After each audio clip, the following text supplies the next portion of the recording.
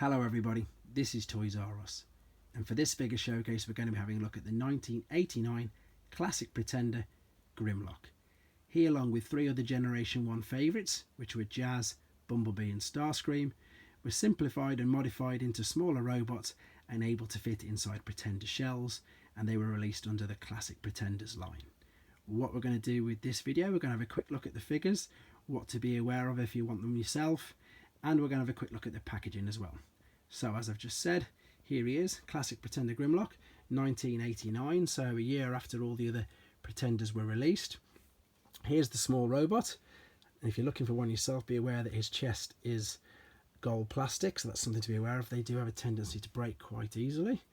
And here he is in his alternate mode. So yes, very basic transformations. If I just turn it to the side, you can just tell that the legs are folded out, and the same with the arms.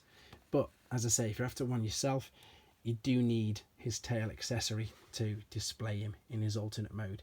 It does also double up as a weapon, which either one can hold, but for the purpose of this video I've just kept him with the tail. I can show you on the packaging in a second, so that's something you need to be aware of. With regards to the shell, if you're after one yourself, these do tend to get some faded, and as you can see, this is quite a nice bright, it's not white, it is like a shade of grey, but it's still like a brightish looking grey, so you can still see the sheen on it. Obviously be aware of his face, they do tend to get damaged, and especially where you can take the helmet on and off, you can hear how tight that is. And I'm just not going to take it off in case it does damage it, but that can damage, as I say, the hair on the head of the actual Pretender shell.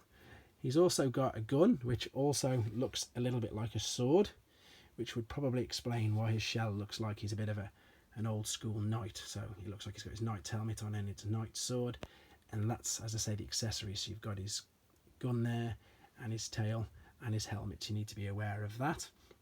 I'm going to quickly move these out the way. We'll have a look at the packaging. As I say, this was the sort of standard release that came out. In America they did have some Kmart exclusives which just had the little robot carded, and in Japan they had a classic Pretender 4-pack of just the little robots. Oh, and in Italy as well under the gig, as I say, packaged all the little inner robots together.